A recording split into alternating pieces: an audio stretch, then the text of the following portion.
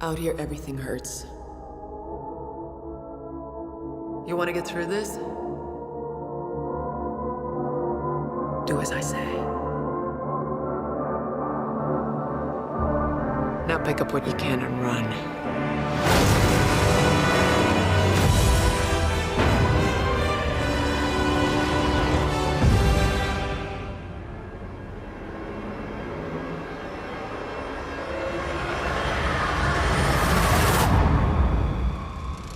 Oh, what a day!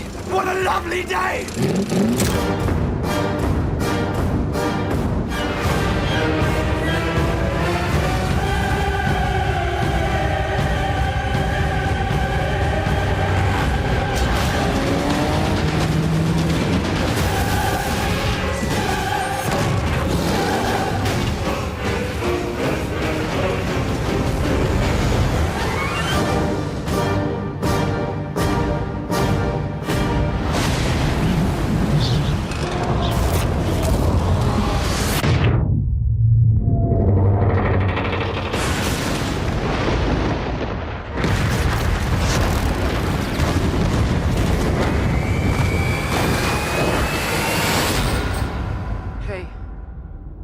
What's your name?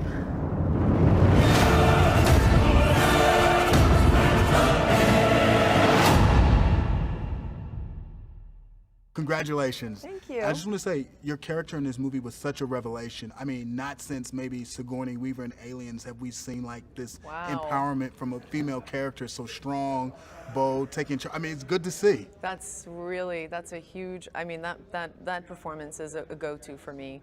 That's a movie that I go to a lot and watch her performance in that. And I think the thing that I love about her performance in that movie is that it doesn't feel like this, I'm strong, it just feels truthful. It just feels very authentically representing women in certain circumstances, and I love that. And how pumped were you when you got a chance to do this movie, when you read the script and you saw that you were going to be able to sort of put yourself in the same place and just sort of like channel that and then execute in your own very way? I look at the movie now and I'm so unbelievably grateful that I was given this opportunity, because they don't come around that often for women, especially in this genre.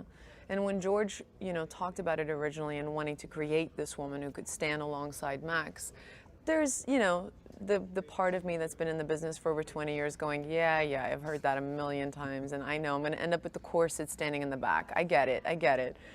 And George was just really adamant about wanting to really explore the thematic of, what women would represent in a world like this, and he never let me down. Now, the movie was shot on your home turf.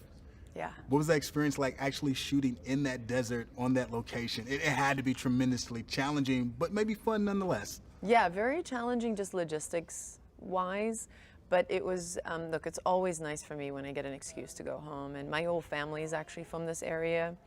When I was a kid, this used to be part of South Africa. Namibia only found its independence in '91. So to me, Namibia is South Africa. To many South Africans, that's how we still take ownership in it, it's ours.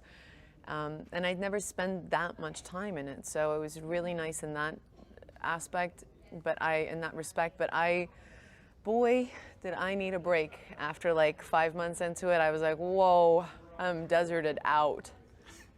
Now, it's an unusual place, and not a lot of films are shot there, so when you weren't working, when you weren't on the set, what is there to do in that area? What are some of the things to see? Is it really that isolated? No, there's tons and tons to see. Look, it's a really powerful, as far as just the power of nature and beauty, it's exquisite like that.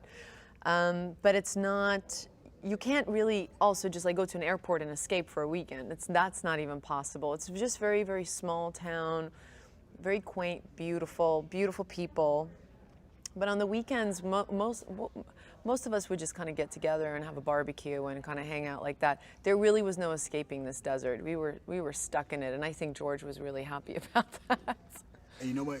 You can tell when you watch the movie, because there's no escaping the desert when you're sitting in the theater. No. So, like, you executed it properly. So, congratulations. Thank you. Keep up the good work. And it's fun to see movies being shot in Africa. So, I know. 好评热烈延烧。 Out there, there's nothing but fire and blood. 史上最棒动作电影，非看不可。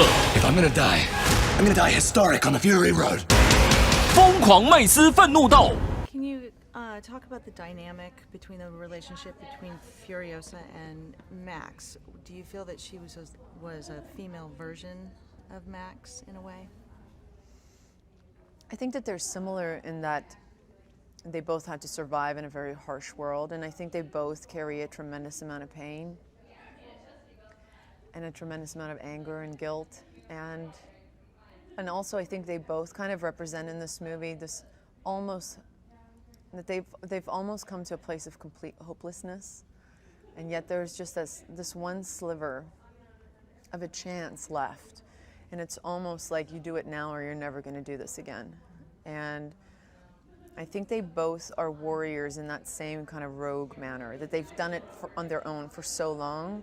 I think it makes for a really great dynamic too, because two people like that have almost lost all social graces, getting stuck in a vehicle together, and they're just like, you know, like, I don't know how to do the small talk stuff, is interesting to watch. But this film is like wall-to-wall action. As far as the physicality goes and emotionally, did you do any preparation for it? Did you have to do a lot of preparation for it? Yeah, we had a lot of time. The movie had so many stops and starts that there was like a 3-year period where we were all just kind of like getting ready to make this movie, and the pot was boiling a couple of times. And I think we all utilized that time as much as we could to physically be ready for it, because George was very honest and saying, look, I want you guys to really like embed yourself in this world and do a lot of it. And it was, you know, the mechanical arm really informed me that she would have to have a lot of upper body strength and just the fight sequences and things like that. So I knew that would be the hardest part for me. Just for girls, it's tough to like get that upper body strength. So I focused a lot of that before I went there, and then once we started shooting the movie, that was probably the hardest thing for me to maintain. Now this film relies not so much on dialogue, but a lot on action and glances and even silence. Was that a challenge for you to do? Yeah, no, definitely. I think we all, you know, I think actors especially, it's a nice crutch to fall on the old dialogue. It made sense to me though, the more George talked about it and how language would be a luxury in this world. And because she's so rogue, that kind of conversation is never really to be had with anybody, because she's just living such an alone life. And then when the movie kind of, you know, this entire movie is happening at such a speed that there really isn't time to stop and talk about things. And when we do talk, it's really fast and really short. And it's like, we gotta go. We can't, like, there's no luxury here. Let's go. So I think we all understood it and we embraced it, and then doing it is a little different. It's a little challenging, you know. There are days, I think especially earlier on, when we started on the film, it just didn't feel like it was gonna ever be enough. And then it became somewhat second nature, and it became so authentic to the world that we all thrived in it. Where is she taking them? I want them back! You want to get through this? Retaliate first. As the world fell, it was hard to know who was more crazy.